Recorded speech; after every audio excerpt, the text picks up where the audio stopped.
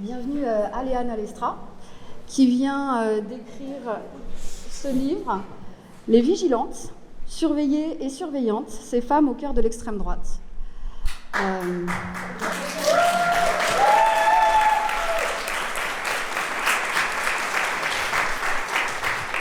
Bon, comme tu peux le voir, on est très contente que tu sois là.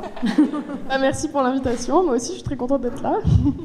Chercheuse et journaliste spécialisée dans les enjeux de genre et l'analyse des discours antiféministes contemporains, elle a fondé le média féministe Mécréante en 2020 à travers des documentaires sonores largement diffusés et des articles suivis par une communauté active de plus de 90 000 membres. Elle décrypte les tensions sociales et culturelles actuelles. Elle est également membre du bureau de Manifesto 21, média dédié aux émergences culturelles et sociales. Son premier essai solo, Les hommes hétéros le sont-ils vraiment ? On vous le recommande aussi.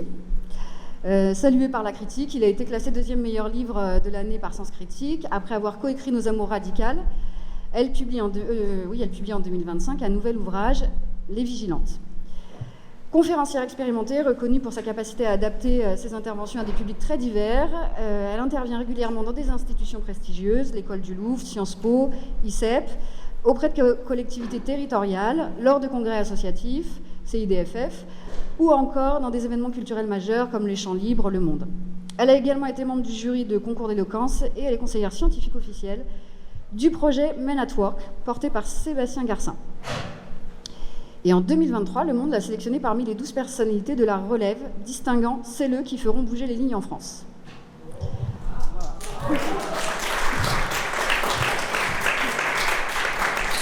Est-ce que tu peux nous dire quel a été le déclencheur pour toi de ce livre et qu'est-ce qui t'a poussé à explorer la place des femmes de l'extrême droite, au sein de l'extrême droite ? Alors du coup, moi j'ai commencé à infiltrer les réseaux d'extrême droite de façon numérique en 2019-2020. Au début parce qu'en fait, les féministes sur les réseaux sociaux étaient victimes de cyberattaques organisées par l'extrême droite, notamment de raids pendant le confinement où il n'y avait aucune modération en ligne. Et du coup, on a été plusieurs à commencer à s'intéresser à comment ils s'organisaient, pourquoi est-ce qu'ils organisaient ces raids sur les féministes et aussi évidemment une façon de recruter de nouvelles personnes, de mobiliser autour de l'extrême droite, etc. et de fédérer une nouvelle génération de militants d'extrême droite par la lutte antiféministe. Et très rapidement, je me suis rendu compte que les experts de l'extrême droite en France, qui sont très souvent des hommes blancs, cisgenres, hétéros, etc., qui en plus ne connaissent pas très bien les enjeux féministes et qui voient pas directement le rapport, était vraiment à la masse sur le sujet. Et donc même j'avais écouté un documentaire fait par des experts d'extrême droite qui disaient mais on comprend pas, pendant le confinement en France, en 2-3 ans, il y a eu une accélération et ils ont énormément recruté à ce moment-là et on voyait vraiment qu'il leur manquait des cases de compréhension parce qu'il y avait un angle mort sur l'antiféminisme. Et donc en faisant cette veille autour de l'extrême droite en ligne notamment, j'ai du coup vu tout de suite la création de Némésis, donc qui s'est créé en 2019, qui est un groupuscule identitaire qui se revendique féministe, qui est dans la continuité d'autres groupuscules identitaires féminins qui lui ont préexisté, comme Belle et Rebelle par exemple. Donc si ça vous intéresse d'avoir une description précise de tous les mouvements d'extrême droite féminins, parce qu'il y en a toujours eu, et des très massifs d'ailleurs. Vous pouvez lire le livre de Magali Della Soula, qui est sociologue, qui a écrit Les nouvelles femmes de droite chez Hors d'atteinte, qui est une restitution de sa thèse et qui est très précise.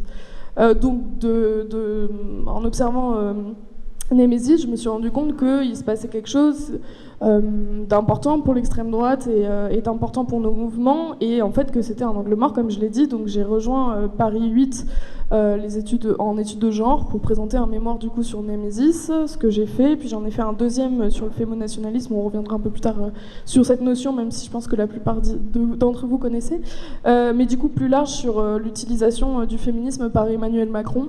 Donc du coup tout le fémonationalisme de Marlène Schiappa, et du coup qu'est-ce que Emmanuel Macron a essayé de faire avec le féminisme, pourquoi il s'en est emparé, comment il s'en est emparé, pour faire quoi, pour servir qui, etc.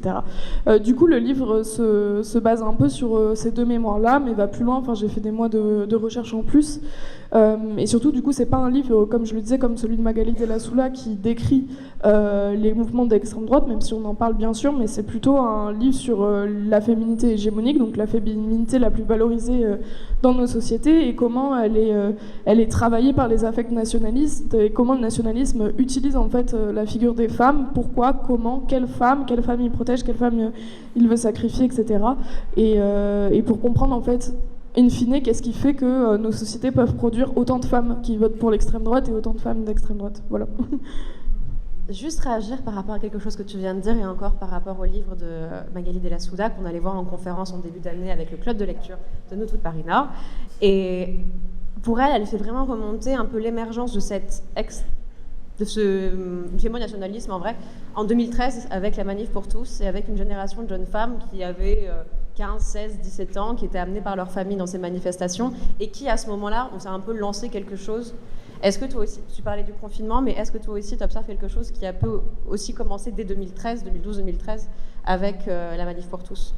Alors, en fait, il y a deux choses différentes. Concernant les mouvements féminins d'extrême droite, ou conservateurs ou réactionnaires, effectivement, en France, il y a eu un virage extrêmement important avec la Manif pour tous, parce que c'est des figures féminines qui ont été le plus mis en avant, parce que en défenseuse de la famille, et la famille, on le sait, c'est la mère, etc., enfin, dans l'idéologie réactionnaire. Donc là, oui, il y a eu énormément de nouveaux mouvements, et qui, en plus, ça a été aussi le début d'un militantisme de rue, entre guillemets, d'extrême droite ou de très réactionnaire qui reprend nos codes. Parce qu'en vrai, si vous regardez la Manif pour tous, ils reprenaient des codes de la Pride, ils reprenaient des codes des LGBT. Donc ça, oui, très fortement, avec des collectifs identitaires féminins qui reviennent, même si en fait, il y a 100 ans, comme je disais, il y avait déjà des mouvements féminins d'extrême droite très puissants, où il y avait des milliers d'adhérentes, et aussi, pour ce que tu disais, est-ce que c'est le fémonationalisme ? Sarah Erfaris, qui est la sociologue qui a théorisé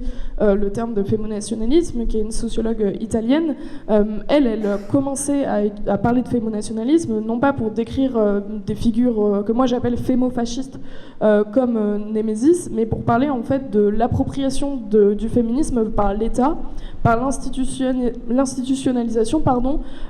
du féminisme dans le tournant des années 80, qui fait que du coup, comme le féminisme est remis dans l'appareil étatique de l'État-nation, du coup, il produit un récit national. Et donc c'est à ce moment-là, en tout cas dans les années fin des années 80 en France, qu'on commence à avoir les grosses paniques sur le port du hijab, par exemple. Et ça coïncide avec ces féministes d'État, du coup, qui pouvaient avoir une carrière au nom du féminisme, mais en rentrant dans des logiques étatiques, etc. Donc Sarah Erfaris, elle le situe à ce moment-là. Et pour ce qui est vraiment d'activisme réactionnaire d'extrême droite de rue, oui, on peut le situer, comme le dit très bien Magali Della Soula, au tournant de la Manif pour tous.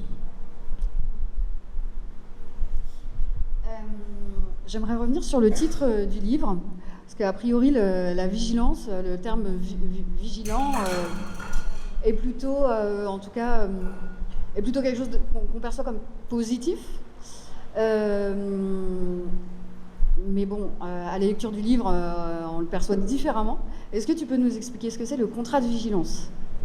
Oui, alors déjà pour la notion de vigilance, je vais y revenir un petit peu vite fait dessus. Je pense que ça dépend pour qui c'est positif, parce que ça vient. Enfin, j'ai choisi le terme de vigilance par rapport notamment au vigilantisme, qui était en fait des suprémacistes blancs aux États-Unis qui s'attaquaient notamment aux hommes noirs en les accusant de détourner en fait les femmes blanches. Et en fait, les femmes blanches aussi participaient à ces formes de traque qui étaient en fait liées à cette notion de vigilantisme, qui a donné ensuite plus tard la figure des super-héros. Parce que le vigilant aux États-Unis, donc qui traquait les hommes noirs notamment, il mettait un masque, il agissait de nuit, pourquoi il mettait un masque ? Parce qu'il avait les yeux bandés. Non, parce que justement, contrairement à la justice traditionnelle qui a les yeux bandés parce qu'elle est impartiale, lui, il a une espèce de supervision selon lui, qui lui permet d'être un super héros, qui permet de choisir qui est bon ou qui est mal selon ses propres critères. Donc ça c'est expliqué dans le livre, on revient dessus avec notamment les écrits d'Elsa Dorlin sur se défendre, etc. Donc ça c'est, en fait pour les afroféministes par exemple, la notion de vigilance elle est très clairement une notion raciste qui n'est pas positive. En France effectivement on peut avoir une lecture différente, mais moi je trouve que la vigilance justement c'est une notion qui est aussi vue comme positive parce qu'on est dans un temps sécuritaire qui met beaucoup en avant tout ce qui est défensif, etc. Et du coup, pourquoi elle est vigilante comme titre ? Parce qu'en fait, ça décrit la figure des femmes dans le nationalisme à qui on va demander d'être vigilantes déjà envers elles-mêmes, donc d'être surveillantes d'elles-mêmes, donc c'est-à-dire d'incarner une bonne féminité, d'être mince, de bien parler, de rester à sa place de femme, de cocher tout ce que le patriarcat attend d'elle, donc d'être vigilante envers elle-même, et d'être vigilante cette fois au sens de vigie envers les autres, dans le sens de trier les bonnes femmes des mauvaises femmes, les bons sujets des mauvais sujets, etc. En échange de quoi, si elles servent le statu quo, on veut bien leur octroyer quelques droits, ou du moins leur faire croire qu'elles vont y gagner quelque chose. Donc c'est pour ça que le sous-titre du livre, c'est « Surveiller et surveillante » ces femmes au cœur de l'extrême droite, avec cette idée de les vigilantes envers elles-mêmes et envers les autres. Donc c'est à partir de là que j'ai créé la notion de contrat de vigilance, donc du coup qui est en fait une façon de décrire les politiques assimilationnistes. C'est un mot, et en fait je n'utilise pas politique assimilationniste parce que pour les femmes c'est un peu plus compliqué que ça. En général on l'utilise plutôt pour les minorités, que ce soit de genre, ethnique, etc. Et donc le contrat de vigilance, c'est ce contrat social qu'on offre aux femmes qui sont entre ce qui compte et ce qui ne compte pas, c'est-à-dire par exemple les femmes blanches qui sont à la croisée d'un groupe social qui compte, celui d'être blanc, et d'un groupe social qui ne compte pas, celui d'être une femme. Et donc à elles, on va leur dire, tu as le choix, soit tu peux choisir d'aller vers l'émancipation, essayer de casser le cadre, mais du coup on va te faire croire que tu seras puni pour ça, soit tu peux choisir de rejoindre le statu quo, et tu auras certes toujours une place de second violon, tu seras toujours deuxième, mais vaut mieux être deuxième que ne pas être lu du tout dans le régime nationaliste ou d'être complètement altérisé. Donc ça va être des femmes qui vont choisir d'incarner cette position de femme et essayer de renforcer en fait cette position de la femme hégémonique, la seule femme qui elle mérite des droits, en s'assimilant quoi à des structures patriarcales, mais qui sont blanches, donc dont elles se reconnaissent d'une certaine partie. Et aussi, bien sûr, la question de la classe rentre aussi en compte, quoi, les trois. Et voilà, je pense que j'ai fait un petit peu le tour. Je sais pas si c'était très clair, mais, mais voilà. Tu expliques qu'en fait, ce contrat de vigilance, parce qu'on pourrait se demander pourquoi choisir le contrat de vigilance et pourquoi collaborer à un système hétérosexiste, hétéropatriarcal, nationaliste. Et on pourrait décider de développer d'autres manières de s'émanciper, mais elles souscrivent à ce contrat de vigilance et ça repose sur 3 piliers. Moi, j'ai beaucoup aimé quand tu as parlé d'agnotologie genrée. Est-ce que tu peux nous parler un peu de ça ? Oui, du coup dans le livre je parle un petit peu de qu'est-ce qui fait que beaucoup de femmes ne sont pas féministes ou ne sont pas de gauche ou croient au statu quo. Donc il y a trois grands piliers que je balaie dans le livre. Le premier c'est la gnotologie genrée, donc c'est le fait d'organiser la société, c'est un mot très compliqué pour dire que c'est le fait d'organiser la société de façon à ce que tu ne puisses pas te questionner, qu'en fait tout est fait pour que si tu te poses des questions, c'est vraiment que tu t'es retrouvé au pied du mur et qui est aussi dans une continuité du fait que pendant longtemps, on a enlevé les femmes des facs, empêché les femmes d'un accès au savoir scientifique, et même encore aujourd'hui, même si les choses bougent et que heureusement on a plein de militants, d'intellectuels, de femmes qui font tout un travail de réflexion sur énormément de sujets, il reste quand même des inégalités à la fac, dans l'accès aux bourses, etc. Et même dans l'accès à la parution de journaux militants qui sont encore tenus beaucoup par des hommes blancs qui laissent peu de place et qui laissent du coup des angles morts. Et donc quand on n'a à la fois pas accès à des ressources qui nous permettent de nous questionner, que à la fois les savoirs qui existent sont délégitimés, puisque du coup il y a une appropriation des institutions et du savoir légitime par les hommes dominants. Quand en plus de ça, on n'a pas confiance en ses propres capacités, parce que les femmes encore aujourd'hui sont mises beaucoup à l'écart des conversations politiques, hein. C'est souvent des choses qui s'échangent plutôt de père en fils par exemple, et donc il y a une délégitimisation des femmes dans le savoir politique. C'est pour ça que beaucoup commencent à se politiser par le féminisme, parce qu'elles se disent bon bah sur ça j'ai le droit, en fait je suis légitime, et puis après petit à petit gagnent en confiance et en idées politiques et arrivent à élargir leur champ. Donc ça c'était la première, et après j'ai oublié les deux. Moi j'ai oublié ce que j'ai écrit. J'ai oublié les deux autres piliers. Si je parle de justement de la dichotomie que fait sans cesse le statu quo entre les bonnes femmes et les mauvaises femmes. Donc ça peut être la Vierge ou la putain, ça peut être justement les femmes qui ont été colonisées, qui vont être sursexualisées, vs les femmes blanches, à qui on va demander du coup une pureté et une moralité pour justement se distinguer des femmes non blanches qui elles sont sursexualisées, avec toujours cette dimension de dehors et dedans. Et la troisième partie, c'est plutôt la partie lumineuse entre guillemets, c'est-à-dire qu'il y a toujours en fait dans les façons de faire adhérer les femmes ou d'autres minorités à un statu quo, on va leur faire croire qu'elles ont quelque chose à y gagner, même si c'est pas vrai, ou en tout cas on va leur en vendre un rêve.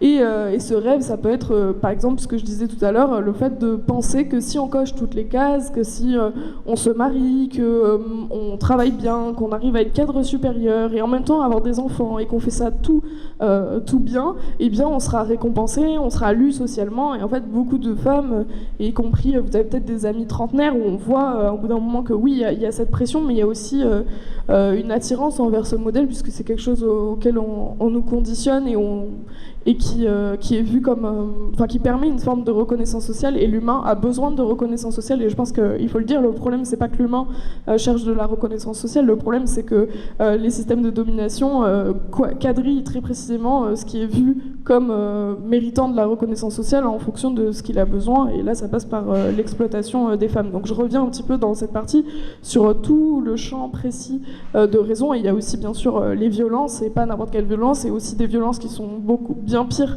sur des femmes plus marginalisées, pour montrer aux femmes plus privilégiées aussi, voilà ce qui t'attend si tu ne respectes pas, et puis aussi pour tout simplement silencier et empêcher les femmes plus minorisées de s'organiser, ou même pour certaines de survivre tout simplement. Donc voilà, donc ça c'est la partie où je reviens un petit peu sur qu'est-ce qui fait que toutes les femmes ne sont pas des féministes révolutionnaires, voilà. On a toutes été exposées, voire porteuses de ce contrat de vigilance.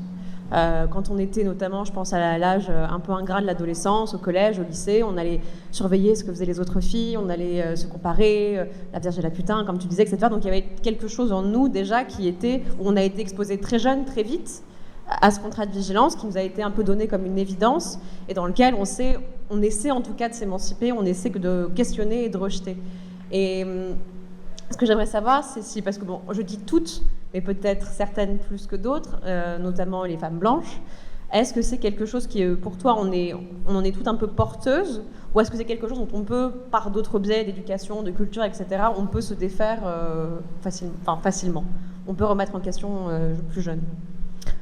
Oui, je pense mais même que ça a toujours été...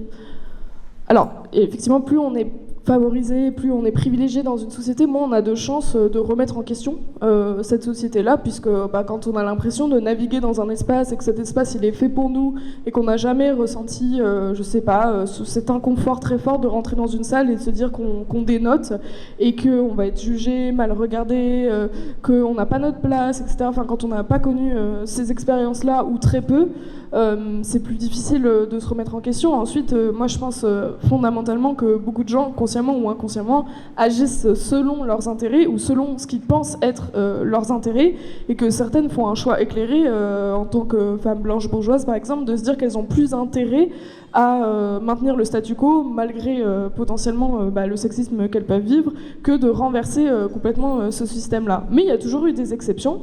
Et il y a toujours eu des personnes qui se sont dit moi je préfère rejoindre le camp de l'émancipation pour plein de raisons, et qui l'ont fait. Et ça c'est aussi ce qui fait qu'il n'y a jamais de déterminisme, et il y a toujours une part qui nous surprend. C'est-à-dire que voilà, on ne sait pas pourquoi, mais il y a toujours des gens qui trahissent leur classe, qui trahissent leur genre, qui trahissent leur blanchité, etc. Donc ça, c'est la première chose. Et ensuite, je pense que déjà, repolitiser aussi ces questions qu'on nous présente souvent comme juste de la concurrence féminine ou juste de la compétition entre femmes, d'accord, oui, il y a de la compétition entre femmes, etc. Mais en fait, souvent, il y a aussi des processus politiques derrière, de distinction, qui sont assez peu nommés, parce que des fois, dans les féminismes plus mainstream, on va dire, il y a un peu cette grande idée que la sororité est un tout et qu'on serait avant tout toutes des sœurs, etc. Sauf que force est de constater que beaucoup de femmes ne se voient pas comme les sœurs des autres, voire se considèrent comme, pour certaines, comme les seules femmes légitimes, et considèrent que d'autres ne sont pas des femmes, comme par exemple J.K. Rowling, qui, elle, se place en tant que milliardaire, qui n'a aucun problème dans la vie. Son seul problème, c'est de faire chier les femmes trans, et du coup, qui va dire, moi, comme je suis la féminité la plus valorisée, la plus légitime, le modèle bio, le modèle parfait, puisque voilà, j'ai tout réussi. Donc toutes les femmes doivent aspirer à me ressembler, et puis si c'est moi qui vais décider qui est une bonne femme ou pas, parce que là-dedans il y a aussi une forme de pouvoir en fait. Et c'est ça aussi que masque des fois les récits sur le fait qu'on serait juste en compétition, etc. Ça masque le fait qu'il y a des femmes qui ont un pouvoir, parfois même de vie ou de mort, sur d'autres femmes, et qui en jouissent et qui en tirent une jouissance. Alors, je vais donner un exemple qui est un peu personnel, mais par exemple l'année dernière à la Pride, Mila, qui fait partie du collectif Eros, donc qui est un collectif comme Nemesis, mais plus pour les personnes LG, B à la limite, a attaqué du coup la Pride. Moi j'ai été frappée à ce moment-là par un militant d'extrême droite qui m'avait reconnue. Et en fait Mila, il fallait voir dans son regard toute la jouissance en fait qu'elle tirait d'attaquer la Pride, et elle était en plein trip quoi. Enfin, on a l'impression qu'elle était sous en fait tellement elle kiffait. Et en fait, c'est ça qui est vraiment important de comprendre, c'est que les fémo-fascistes, les fémo-nationalistes, surtout dans la rue, etc., dans l'action directe, elles kiffent ce qu'elles font. Et en fait, la jouissance qu'elles retirent de la violence qu'elles exercent sur les autres est beaucoup plus forte en termes de gains pour elles que les violences qu'elles peuvent vivre au sein de leur parti. Ça compense tout. Et c'est pour ça qu'elles ne se voient pas comme des victimes, et elles ont raison, puisque ce sont des agresseuses. Et donc, c'est pour ça que moi je combats beaucoup les discours qui voudraient dire qu'elles seraient juste sous emprise, ou qu'elles auraient mal compris, ou qu'elles seraient influencées par un homme, ou que sais-je. Je trouve que ça rejoue aussi des dynamiques assez sexistes, et en fait non, elles savent ce qu'elles font. Certaines savent que par exemple Alice Cordier ou Thaïs Descuffon, mais on va dire Thaïs Descuffion parce que c'est beaucoup plus drôle, elles viennent de familles traditionnalistes, catholiques, suprémacistes, etc. Et donc, en fait, c'est leur seul moyen d'accéder à une vie publique, à une vie politique. Donc, elles n'ont pas, sinon, elles devraient se renier avec leur famille. Et donc là, elles ont une bonne excuse pour dire à papa, c'est pas que j'ai envie d'avoir du pouvoir, c'est pas que j'aime dominer, c'est pas que j'aime diriger, c'est juste que voilà, les hommes identitaires sont nuls. Donc, du coup, je dois aller sauver la France, telle Jeanne d'Arc. Regarde, papa, il y a déjà eu Jeanne d'Arc, et pourtant le patriarcat s'est pas écroulé, donc je peux y aller, quoi. C'est un peu ça la logique, quoi. Pardon, j'ai fait un peu un tunnel, mais mais voilà. D'ailleurs, Thaïs Descuffon vend ses services à des hommes, ses conseils pour être des hommes de valeur, etc. Donc elle a retourné le truc, et en plus, elle leur demande de leur soutien de l'argent. Oui, mais elle a été beaucoup harcelée pour ça, justement, parce que en fait, là où les femmes d'extrême droite elles prennent le plus cher, entre guillemets, c'est du moment où elles commencent à avoir des avantages matériels. Donc, par exemple, Alice Cordier, quand elle a été frappée par Baptiste Lemarchais, c'est parce que Baptiste Lemarchais l'avait accusée de lui avoir volé son partenariat. Donc, du coup, il trouvait ça insupportable qu'une femme ait le partenariat avec la marque de facho et pas lui, parce qu'il y a quand même cette idée que les femmes doivent rester matériellement plus pauvres que les hommes. Et là, du coup, sur Thaïs Descuffon, le truc, c'est qu'elle a mis des tarifs hyper chers en plus, parce qu'elle vient elle vient d'une famille il y a tellement d'enfants qu'ils n'ont pas énormément d'argent, mais bon, elle a côtoyé des sphères plutôt bourges, nobles, etc. Du coup, elle a mis des tarifs hyper chers et donc beaucoup de personnes qui la suivaient étaient des policiers ou des gendarmes, par exemple, qui n'avaient pas le pouvoir d'achat de s'offrir ces services-là et qui étaient en mode non mais ça va pas et tout. Enfin, et du coup là, elle a vécu beaucoup de harcèlement parce que des hommes étaient en mode mais d'où en fait, ça leur renvoyait ce qu'ils vivaient comme une violence quoi de genre quoi. Donc là, elle a été bien harcelée et en fait, je sais pas si, je pense qu'elle ne faisait vraiment pas l'ingénue pour le coup. Le ciel lui est tombé sur la tête quoi. Elle ne comprenait pas vraiment. Ce qui se passait, puisque les hommes d'extrême droite usent aussi beaucoup la flatterie avec les femmes d'extrême droite, mais on verra peut-être qu'on va revenir dessus après, mais en fait, effectivement, les femmes d'extrême droite, aujourd'hui, actuellement, elles peuvent avoir très vite des avantages à la fois matériels, symboliques, qui sont très forts. Si vous voulez être journaliste, par exemple, vous avez beaucoup plus de chances de réussir si vous allez avoir à l'heure actuelle d'avoir un CDI, d'avoir du confort matériel qu'en allant à Mediapart ou à Street Press, parce qu'il n'y a pas de place, il n'y a pas de moyens, il n'y a pas d'argent. Donc à court terme, par exemple, Dora Muto ou Marguerite Stern, elles ont eu des très beaux appartements, on leur a donné énormément d'argent, etc., pour faire ce qu'elles voulaient. Mais on verra qu'à long terme, elles finissent, pour la plupart, sauf quelques exceptions, par se faire laminer. Mais en attendant, elles en profitent un petit peu, quoi. Évidemment, tu consacres un chapitre aux fémo-nationalistes. Est-ce que peut-être tu peux nous en parler et nous parler des nymphes et des mères du peuple ? Oui. Oui, du coup, toutes les deux dernières grandes parties, c'est aussi sur un peu du coup, les figures et les archétypes dans l'extrême droite actuelle. Il y a du coup plusieurs figures dont je parle. La première, ça va être la figure des jeunes guerrières. Donc là, ça va être des militantes qui commencent très tôt, en général entre 15 et 30 ans, puisqu'après on va leur demander d'avoir beaucoup de gosses, etc. Donc c'est plus trop compatible avec une vie de famille. Donc la particularité de ces militantes-là, c'est qu'elles sont considérées et se considèrent ou se revendiquent explicitement comme des égéries, donc c'est-à-dire qu'elles sont des vitrines, elles doivent recruter. Donc quand c'est Alice Cordier, c'est recruter des jeunes femmes, quand c'est Thaïs Descuffon, c'est recruter des jeunes hommes. Donc elles doivent servir de vitrine, etc. Mais elles ne décident pas de la ligne politique de l'extrême droite. Elles sont là pour vanter le modèle, mais pas pour le concevoir. Elles ont le droit à l'action directe de rue, elles ont le droit de porter des armes aussi. Donc c'est pour ça que, par exemple, vous avez sur le Groupuscule Némésis, il y a leurs comptes ont beaucoup sauté, mais moi, comme j'ai fait un mémoire dessus, j'ai toutes les archives, quoi. T'avais une photo sur deux, ou une où elles étaient avec des semi-automatiques, ou comme Mila qui s'entraîne au combat au couteau, des choses comme ça. Puis la photo d'après, elles sont en robe longue, avec des grandes fleurs, elles portent des roses et tout. Ça, c'est ce qu'on appelle en sociologie du genre la virilité alternée. Et ça leur permet, donc à ces jeunes guerrières, de à la fois rassurer par la féminité, en montrant aux hommes d'extrême droite qu'elles sont d'accord en fait avec la féminité hégémonique, qu'elles sont d'accord avec l'idée qu'on se fait d'une femme, mais en même temps, elles doivent aussi montrer qu'elles sont capables de violence pour montrer qu'elles peuvent être utiles et qu'elles sont aussi d'accord avec les idées virilistes et qu'elles peuvent elles aussi être utiles à la cause identitaire. Donc ça, et puis ça va un peu sur tout. Par exemple, on peut même aller jusqu'à extendre au fait que, par exemple, les femmes israéliennes, elles font le service militaire, elles portent les armes, etc. Et puis elles peuvent écourter leur service militaire si elles tombent enceintes ou si elles ont un projet de maternité, contrairement aux hommes israéliens, par exemple, qui eux doivent faire le service militaire en entier. Et ça m'amène à la deuxième figure, qui est la figure des mères de la nation. Donc là, c'est des femmes plus âgées, en général, qui ont obligatoirement été mères. Elles ne portent jamais les armes, donc vous ne verrez pas une femme d'extrême droite qui a eu des enfants porter des armes comme le font les jeunes guerrières, etc. Parce que c'est vraiment en mode si on est mère, on ne peut plus faire la guerre, quoi.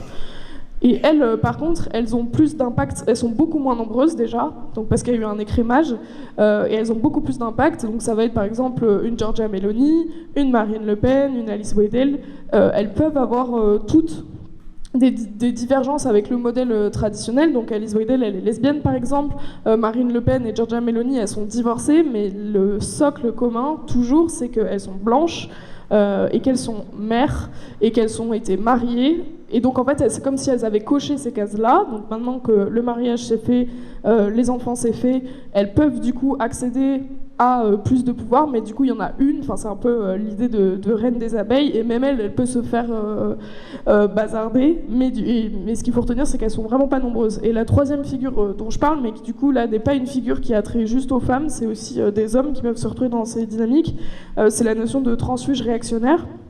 Donc là, c'est une notion que j'ai conceptualisée pour parler de personnes qui étaient identifiées comme libérales ou de gauche, mais enfin souvent c'est plutôt des personnes qui étaient de gauche, quoi, qui vont basculer à l'extrême droite. Et ça, c'est pareil, c'est un phénomène qui est assez vieux en fait. Enfin, moi, j'ai retrouvé des archives et des livres qui parlaient très bien de féministes qui sont de suffragettes, par exemple, qui ont basculé nazi pendant il y a 100 ans. Et en fait, ce qui était intéressant, c'était de voir que les raisons qui font que ces femmes ont basculé nazi à l'époque sont à peu près les mêmes raisons qui font qu'on a aujourd'hui une Dora Muto ou une Marguerite Stern qui étaient identifiées comme plutôt féministes, plutôt de gauche, même si c'était très libéral, etc., vers l'extrême droite. Donc ça, c'est un petit peu la troisième figure dont je parle et où je montre qu'en fait, c'est pas n'importe qui bascule. C'est des profils particuliers et précis parce qu'il y a un intérêt à le faire, quoi. Voilà.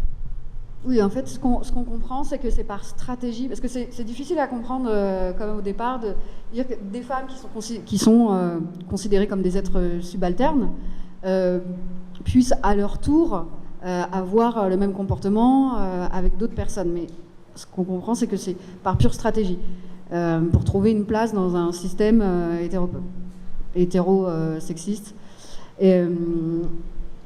Est-ce que donc on parle beaucoup des personnes d'extrême droite, mais est-ce qu'on ne pourrait pas non plus considérer que dans les espaces libéraux, on observe les mêmes dynamiques ? Oui, complètement. Enfin, moi, j'ai beaucoup travaillé du coup sur la figure de Marlène Schiappa, par exemple. Et ce qui était intéressant avec Marlène Schiappa, moi, mon questionnement, il a commencé où je me suis dit, mais pourquoi c'est la personnalité qui a été le plus mise en avant médiatiquement ? Genre, si vous regardez de tous les gouvernements, celle qui a fait le plus de médias, qui a été le plus mise en avant pendant longtemps, ça a été Marlène Schiappa.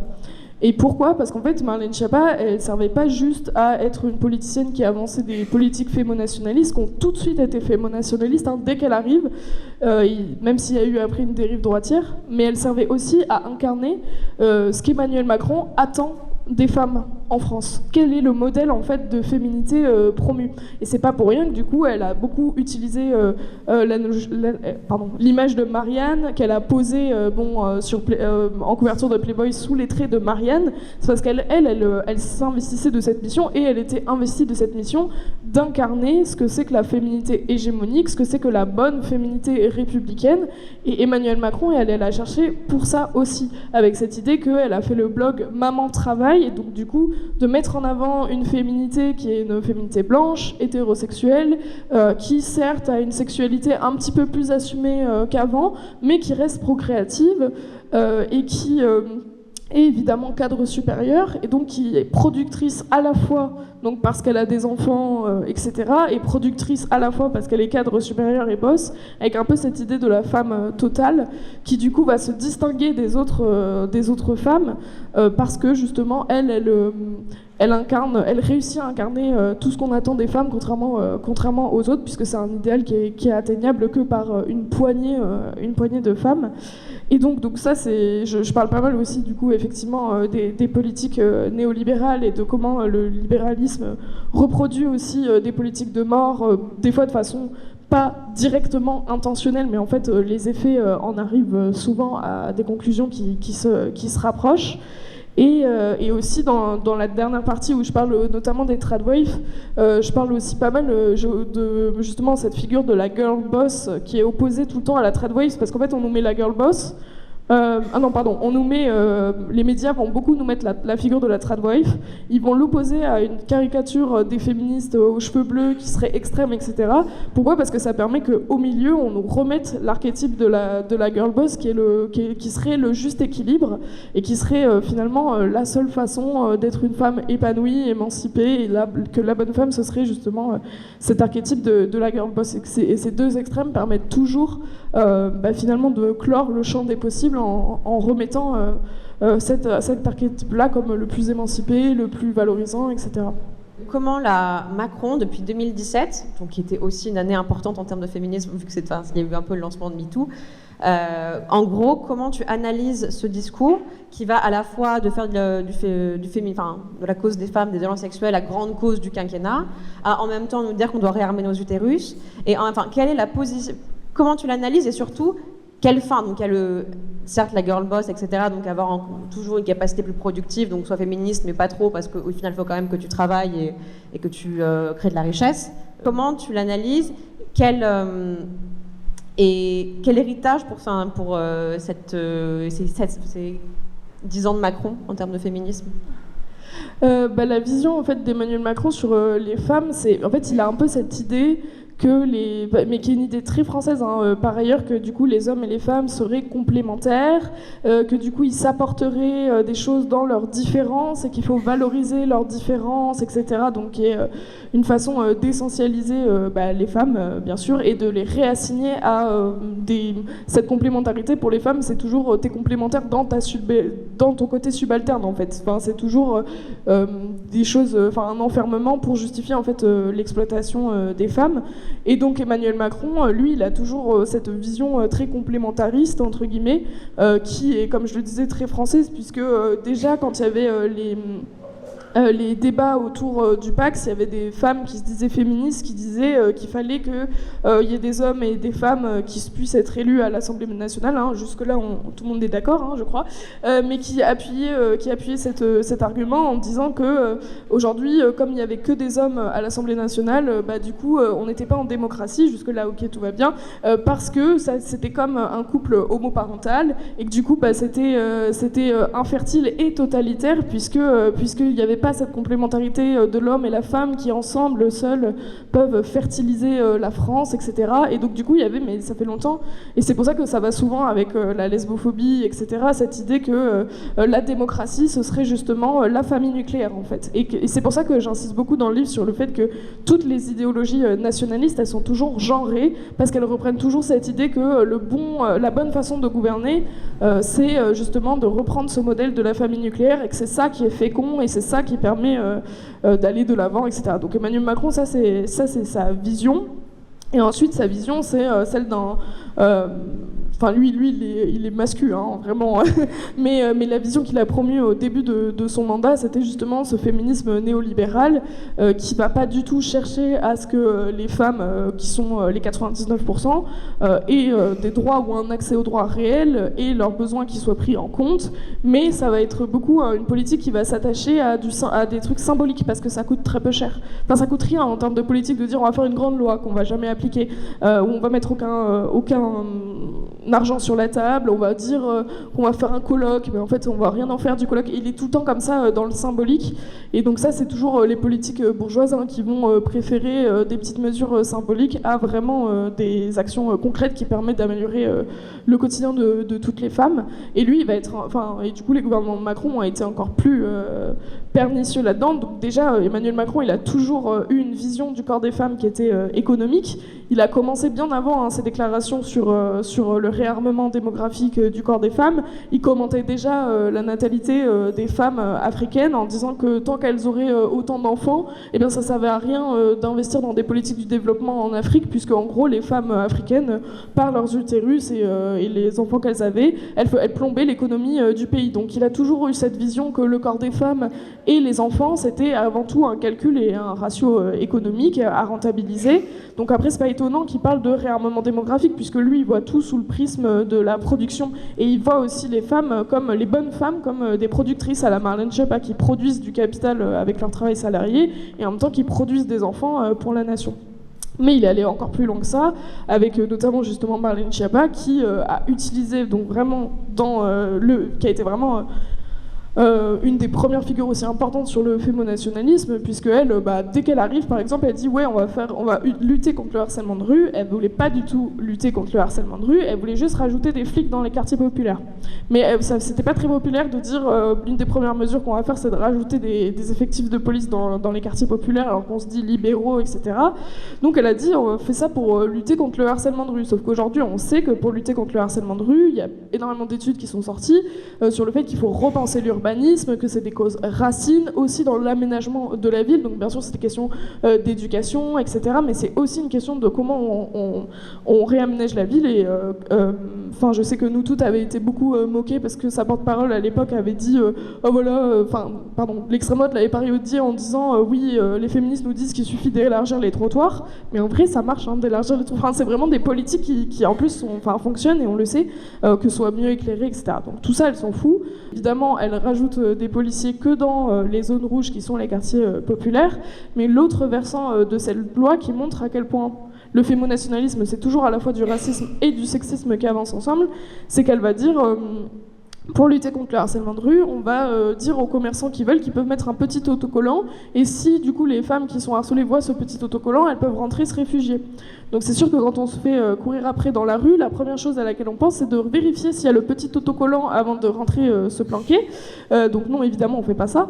On rentre juste, quoi. Mais aussi, c'était une façon, donc, dans ce projet de loi, de dire aux femmes qu'elles n'auront jamais leur place dans l'espace public et que la seule solution, c'était de rentrer se réfugier à l'intérieur, au foyer. Enfin, vous voyez, on revient dans cette dynamique. Et pourquoi ? Parce que pour faire avancer un agenda sécuritaire, raciste, nationaliste, xénophobe, il faut que les femmes blanches aient peur. Il faut qu'elles restent des figures à protéger, qu'elles restent des figures qui sont en danger, entre guillemets. Parce que tant qu'elles sont vulnérables, on peut les utiliser pour dire que justement, il y a des raisons de faire avancer cet agenda. Donc c'est pour ça que c'est important de comprendre que le fémonationalisme, il a toujours une dimension raciste en premier lieu, mais il réifie aussi toujours les femmes comme des femmes qui sont incapables de se défendre, etc. Et c'est pas pour rien que ce même gouvernement, qui nous a fait tout un foin sur le harcèlement de rue, ne parle jamais par exemple du harcèlement au travail, qui est beaucoup plus important et qui a des conséquences beaucoup plus fortes, parce que du coup, lui, il est du côté des patrons, mais aussi qu'il y a eu un tel acharnement, notamment de Marlène Schiappa également, sur les marches féministes de nuit, où du coup c'est une modalité d'autodéfense où les femmes prennent la possession de l'espace public, revendiquent de marcher ensemble et disent en gros, nous, on ne dit pas qu'il n'y a pas de problème de harcèlement de rue et tout, mais par contre on dit que nous sommes capables de faire front, de nous défendre, de revendiquer l'espace public sans l'État, et qu'en fait on peut se construire une sécurité par justement cette entraide et tout en la politisant. Et donc c'est pas pour rien que vraiment la première manifestation féministe qui a été visée avec cette ampleur de violence policière, c'était sous Marlène Schiappa, où je me souviens très bien qu'elle avait fait des déclarations mensongères à la télé en disant que les féministes, le 7 mars, donc c'était le 7 mars 2020, si je dis pas de bêtises, ont dévié du parcours et que c'était ce qui avait justifié qu'il y avait eu énormément de violences policières, notamment de la BAC, alors que de 1, c'était totalement faux, et de 2, effectivement, il y avait eu une répression policière hyper forte parce que ça dérange justement, parce qu'en fait tout ça empêche ensuite la récupération fémonationaliste dont on a parlé. Alors, tu appelles de tes vœux à la culture de l'attention. Alors, qu'est-ce que c'est ? En quoi elle s'oppose au contrat de vigilance et comment on la met en place ? Ouais, pour moi c'était important dans le livre d'avoir vraiment un chapitre de solutions et qui finisse aussi sur des notes, j'allais dire d'espoir, mais c'est un peu cucu, mais en gros, montrer que c'est possible qu'on n'est pas condamné en fait à voir le fascisme arriver, qu'on n'est pas condamné à subir, et surtout qu'une fois qu'on a compris un petit peu comment la mécanique elle marche, et cette mécanique du coup le livre la décrit, mais je sais pas, c'est un maillage de énormément d'autrices, d'essayistes qui sont pour beaucoup des femmes trans, des femmes racisées, des afro-féministes, des lesbiennes, etc. Donc, en gros, dans ce dernier chapitre, je réfléchis beaucoup à cette notion d'attention, parce que je trouve que c'est, contrairement à la vigilance, qui est du coup une posture défensive, qui va chercher à abattre l'ennemi, mais sans comprendre réellement les problèmes ou les enjeux. L'attention, c'est une émotion qui n'élude rien. Enfin, c'est un... Comment dire ? Ouais, l'attention, elle n'élude rien. Elle n'élude pas les problèmes. Elle dit pas circuler, il n'y a rien à voir. Elle dit on va être attentif à ce qui peut nous empêcher de faire société ensemble, et on peut être attentif évidemment les uns les unes aux autres. Et surtout, elle essaye vraiment de comprendre les causes racines des problèmes, tout en étant dans une posture qui n'est ni une bienveillance bisounours, ni un jugement. En fait, elle est juste en train d'essayer de comprendre ce qui se joue et comment le dénouer. Et je trouve que c'est aussi important de se questionner sur l'attention, parce que c'est aussi quelque chose qu'aujourd'hui, avec l'accélération médiatique, notamment donc les chaînes d'information en continu ou les réseaux sociaux qui ont énormément toujours plus de contenu à nous proposer, en fait, c'est aussi une émotion ou quelque chose, en tout cas une faculté qu'on nous enlève beaucoup. Et j'en veux pour preuve que ça sert l'extrême droite, parce que quand on a par exemple Donald Trump qui arrive et qui lâche 3 dingueries dans les médias par jour, c'est fait exprès, c'est pour voler notre attention et qu'on passe notre journée à être en mode à commenter en fait toutes les horreurs qu'il a dit les unes après les autres, et tout ce temps où on commente ces horreurs jour après jour, c'est autant de temps et d'attention qu'on n'a pas pour s'organiser et pour créer un contre-modèle, parce qu'aujourd'hui pour gagner il suffit pas d'être contre l'extrême droite, il faut qu'on propose un modèle qui fasse rêver. Et en fait, toute cette attention qu'on nous vole, elle nous empêche aussi toute forme de créativité, toute forme de possibilité de penser justement qu'est-ce qui nous ferait rêver, qu'est-ce qui arriverait à nous souder, quel monde je veux en fait.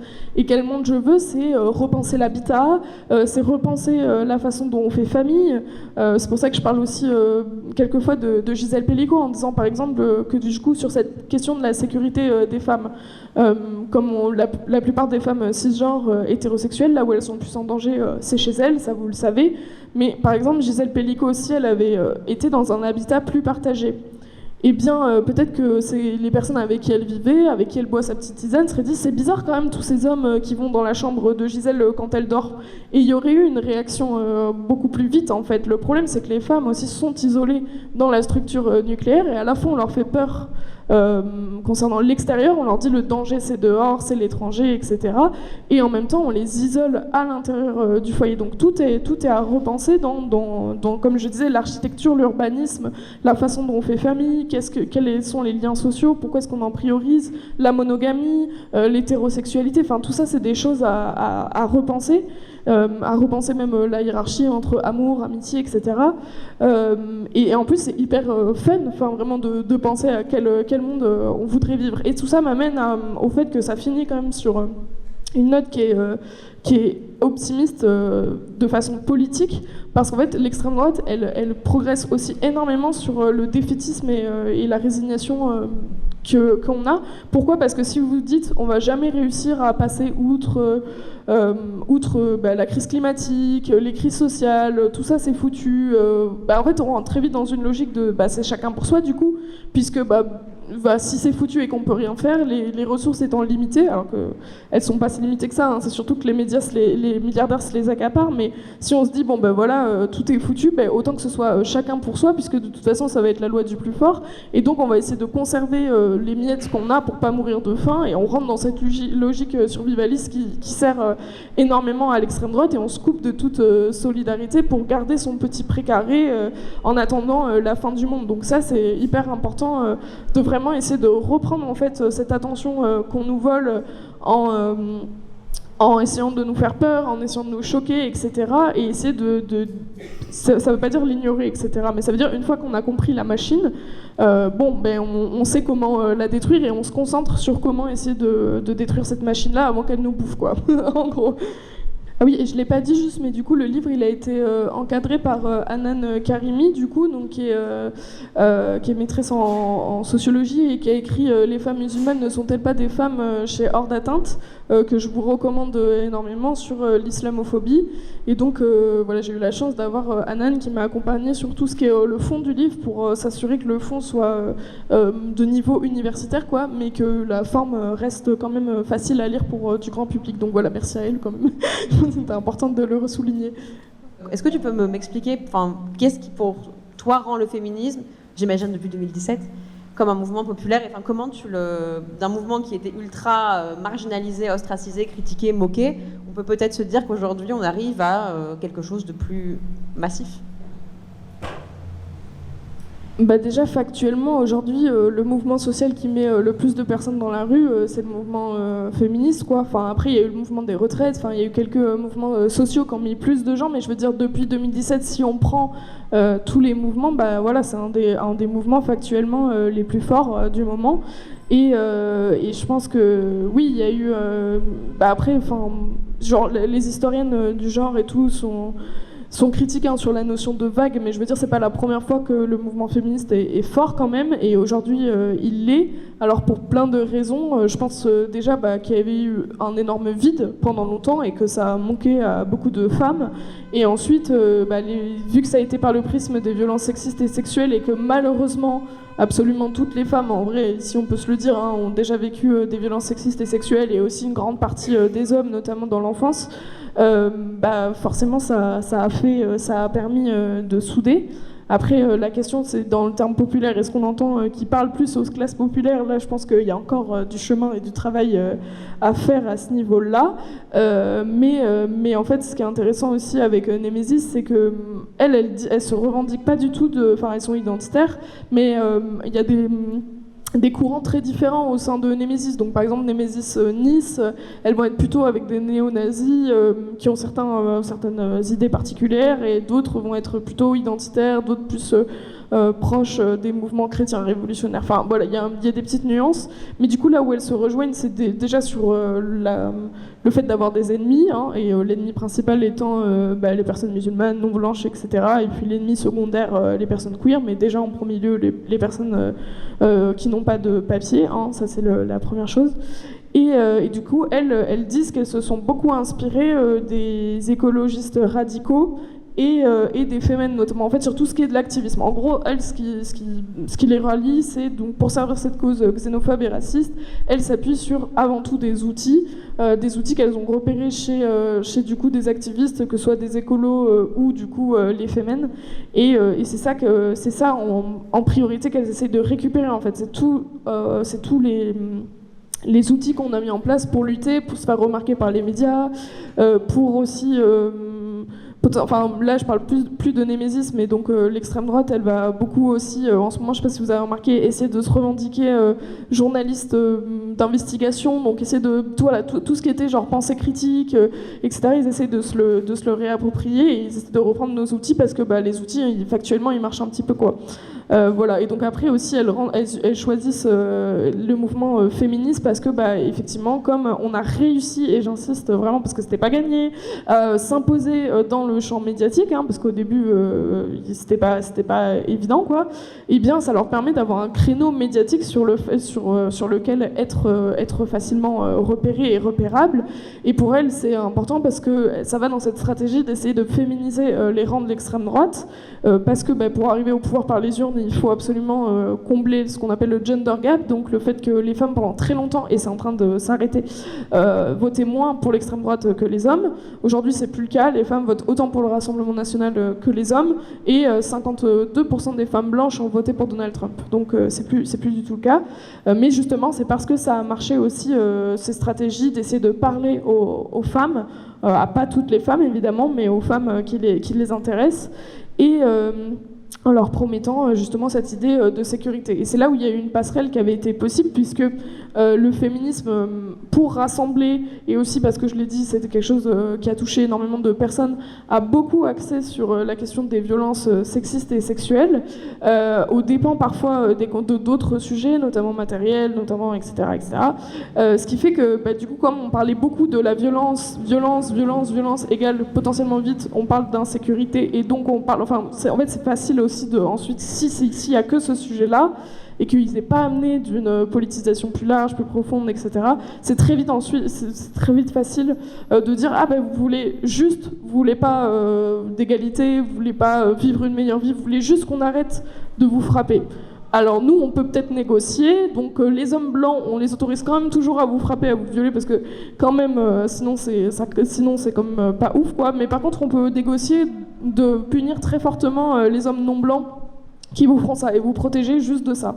Donc voilà, on voit un petit peu la récupération qu'il y a eu, et donc il y a eu cette opportunité, ouais. Et c'est pour ça aussi que Némésis, elles sont tout le temps en mode, si on les dégage d'une manif, elles vont dire voilà, vous luttez contre les violences faites aux femmes, mais vous êtes violentes envers nous, donc vous êtes incohérents, haha. Et c'est pour ça que c'est important justement de repolitiser vraiment le féminisme à ces endroits où elles peuvent essayer de le récupérer, parce que de dire non, en fait la violence symbolique, c'est vous qui venez en étant violente, et nous on se défend, et de vraiment toujours réaxer la vérité à ce niveau-là, pour les empêcher en fait d'utiliser la rhétorique de la lutte contre les violences faites aux femmes à leur avantage. Et ça passe par vraiment une repolitisation du mouvement féministe qui soit antiraciste, qui soit anticapitaliste, contre les intérêts de classe, etc., etc. Mais ça, je pense qu'on va plutôt dans la bonne direction, fort heureusement, et qu'on est là pour ça, quoi.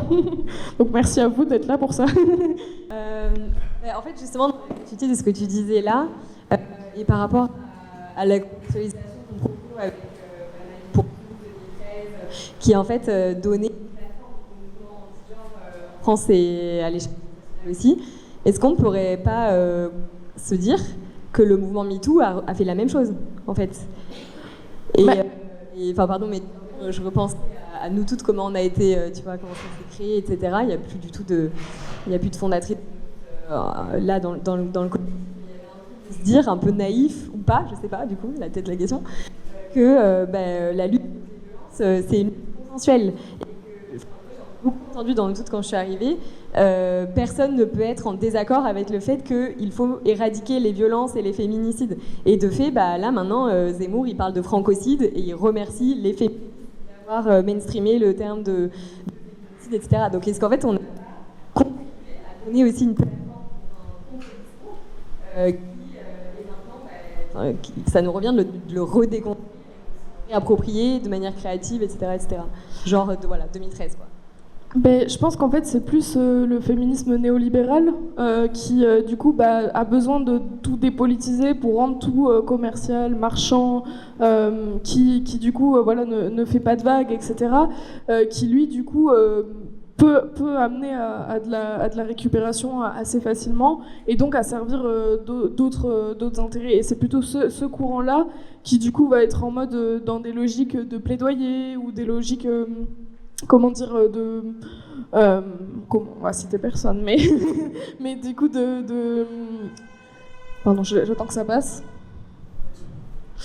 De dépolitisation sciemment pour se dire en fait mais dans des logiques que l'État néolibéral en fait c'est pour ça que c'est vraiment relié au féminisme d'État et c'est pour ça qu'ensuite ça reboucle avec ce que disait Sarah Erfari sur le fait que le fémonationalisme apparaît avec l'institution de l'État parce qu'en fait si tu passes les luttes par le tamis étatique qui doit valider si oui ou non ta lutte est légitime, si oui ou non tu mérites de la protection, du coup tu dois lui prouver que tu es respectable et tu rentres dans cette logique qu'il y aurait des féministes respectables qui feraient les choses de manière pragmatique et donc c'est là où on voit vraiment la pensée néolibérale qui vraiment s'infiltre dans les luttes. Du coup, nous, on est raisonnable, on va avoir des budgets, et du coup, merci l'État qui nous donne 3 miettes, et du coup, on va assagir notre discours pour pas trop heurter. Puis après, mais en plus, tout est trop, parce qu'Emmanuel Macron, il a pas arrêté de gerter les gens, que ce soit le rapport de l'HCE, pardon, je confonds toujours, excusez-moi, je suis dyslexique.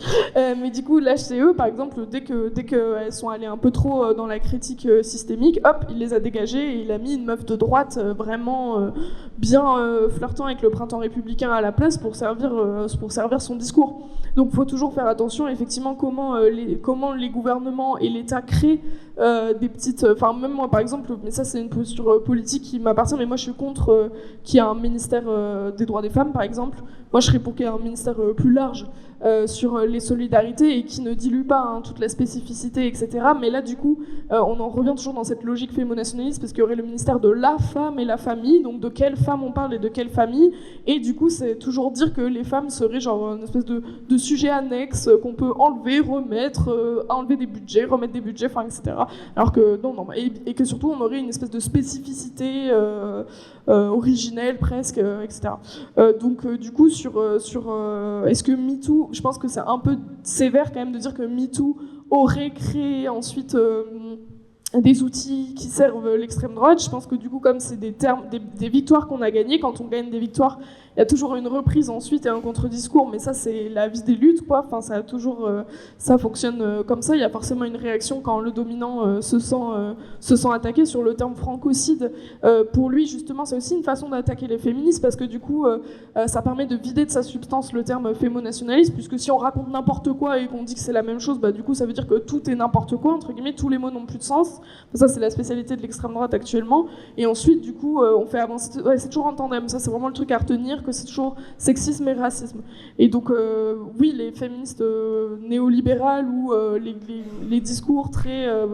voilà, en mode que la lutte féministe ce serait qu'il y ait plus de femmes blanches au 440. Bon, ça, effectivement, ça fait perdre du temps, ça fait reculer les droits des femmes, puisque on n'aura pas de libération sous le néolibéralisme, etc. Enfin, c'est pas possible. Et puis, c'est même plus des questions. C'est des questions qu'on pouvait peut-être se poser il y a 30 ans, mais maintenant, c'est mort quand même.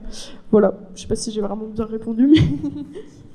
Si tu avais à ta disposition un collectif féministe capable de communiquer, théoriser et mener des actions de lutte activiste ou désobéissance civile, qu'est-ce que tu leur conseillerais en termes de stratégie pour gêner au maximum ce genre de groupe?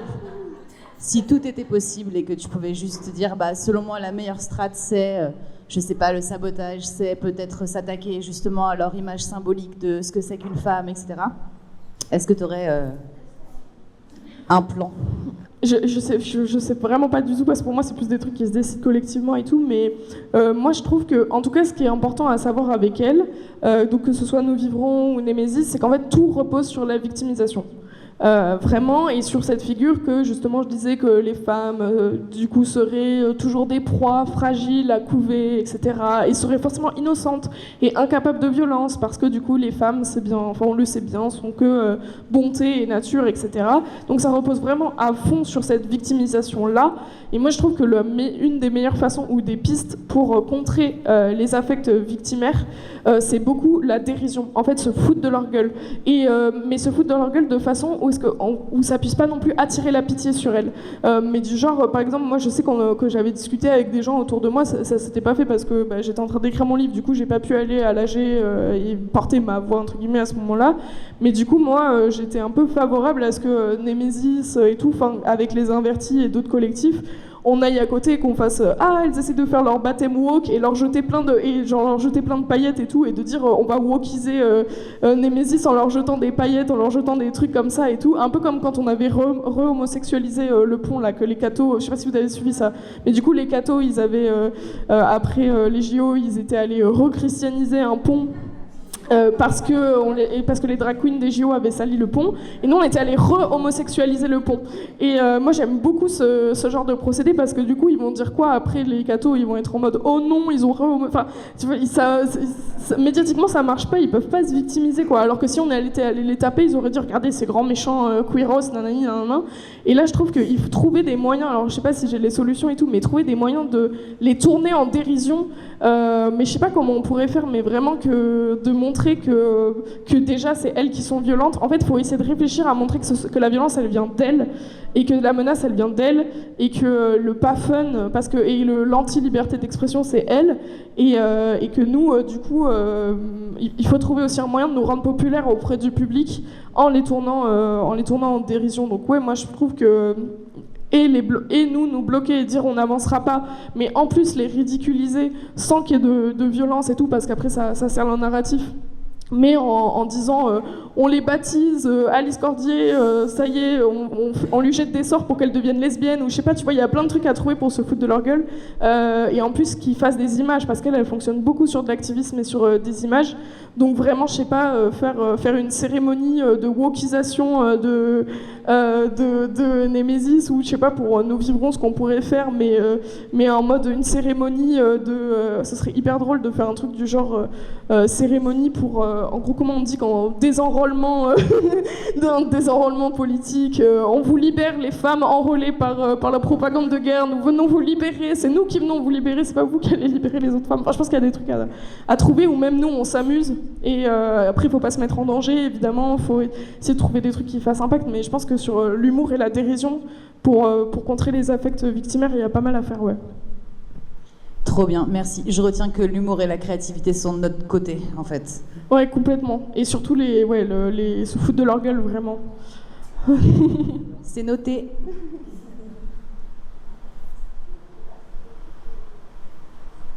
Peut-être une dernière question, si vous êtes fatigués, là. Et ça peut être des questions stratégiques et tout, hein. C'est pas obligé que ce soit théorique. Ou même si vous avez, je sais pas, des trucs par rapport aux manifs qu'il y a eu sur Nous Vivrons. Ah, si j'ai une question, du coup, j'en profite. Est-ce que tu as connaissance... je passe alors. Est-ce que... Ok. Mais on peut en prendre deux, il n'y a pas de souci. Est-ce que tu as connaissance? Ah oui, ça c'est la question qu'on me pose beaucoup. Oui, alors oui, il y en a. Sur les transfuges progressistes, on pourrait dire. Je sais plus comment elle s'appelle là. Y a une tradwife en France, qui a été tradwife assez connue et tout, qui a fait son coming out plus tradwife parce qu'elle s'est fait défoncer, violence conjugale et tout pendant des années. Elle était là, ah en fait les féministes elles ont pas de tort sur tout. Je dois bien l'avouer quoi. Mais en fait le problème souvent de ce genre de figure, c'est que il y a rarement une déradicalisation totale. Donc elle, par exemple, elle était là, oui, les féministes, elles ont raison sur ça, sur ça, sur ça. Par contre, les femmes trans, quand même, là, c'est vraiment n'importe quoi. Et du coup, il y a toujours...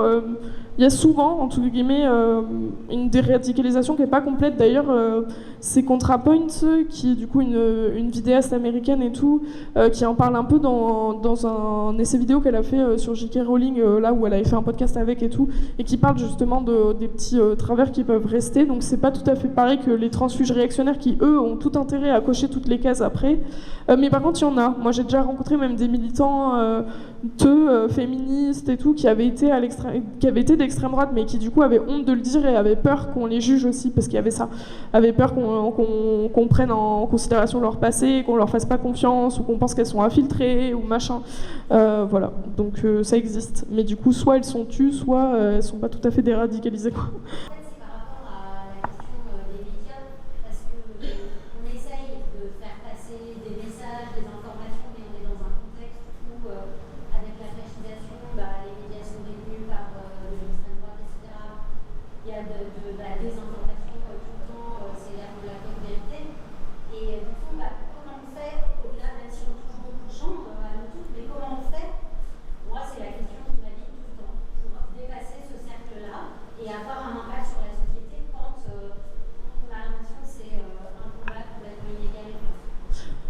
Déjà, j'avais un petit truc à ajouter sur les médias, justement, ça m'a fait penser, la presse bourgeoise, elle va beaucoup axer l'idée que du coup, féminisme égale défilé de femmes. Et qu'en fait, s'il y a une femme, elle est féministe.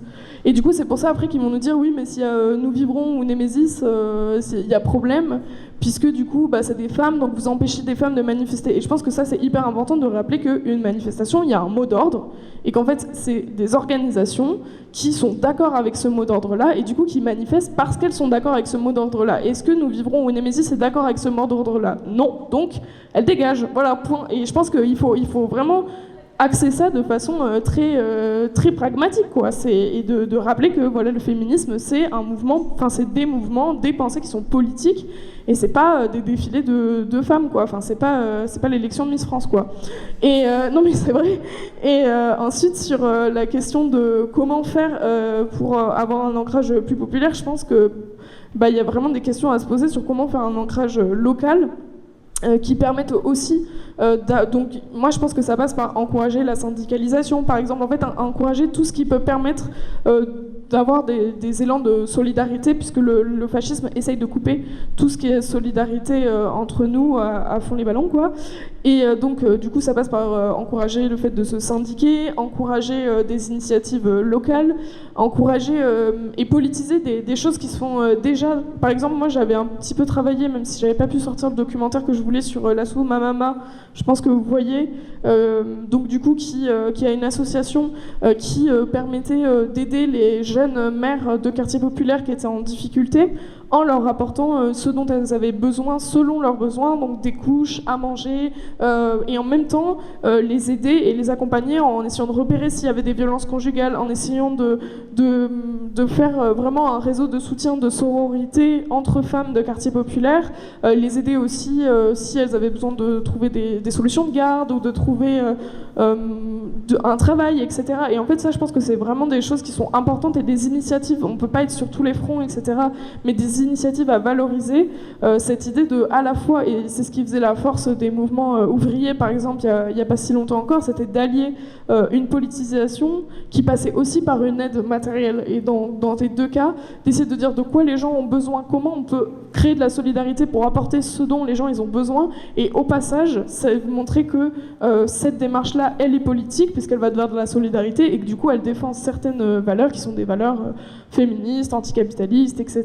Et ça, je pense pense que c'est hyper important tout en s'ancrant vraiment dans les réalités locales et en essayant de valoriser aussi ces différences-là. Nous, je sais que, je ne sais pas si vous savez, mais Mécréante, du coup, va devenir un média collectif, là, à partir de cet été et de la rentrée, qui va s'appeler Problématique avec un K, où, du coup, il y a dedans Apolline Bazin, qui était rédac-chef de Manifesto 21, Aria Meroni, du coup, qui a beaucoup fait pour l'AG Paris-Banlieue, et Delphine Ceriziello, qui est à la Quadrature du Net, qui a été un petit peu dans le CEDEC aussi, et qui a été dans pas mal d'autres structures. Et du coup, nous, on veut faire une soirée, un soir sur deux, une à Paris et une ailleurs, toujours avec un collectif sur place sur lequel on fera un reportage et on essaiera d'analyser et de mettre en perspective du coup quelles sont leurs difficultés localement. Parce que par exemple quand on va à Nice, les difficultés à Nice, elles sont extrêmement différentes des difficultés à Marseille, des difficultés à Bordeaux, etc.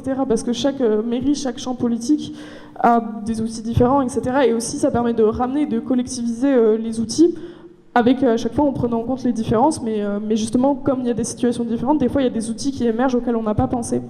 Et ensuite d'aller enfin vers toujours plus de coordination. Du coup, c'est très bien de s'investir dans la coordination féministe, par exemple, de s'investir dans les AG, etc., et d'essayer de créer un maximum de ponts et un mouvement du coup qui soit vraiment un maillage, qui soit bien maillé, bien relié, et qui puisse tirer le filet quand il arrive, quand la menace arrive, et qui puisse se déployer le reste du temps. Et je pense que ça, c'est très important aussi. Voilà. Bon, si c'est bon pour vous, merci beaucoup. Merci de m'avoir écouté. Merci.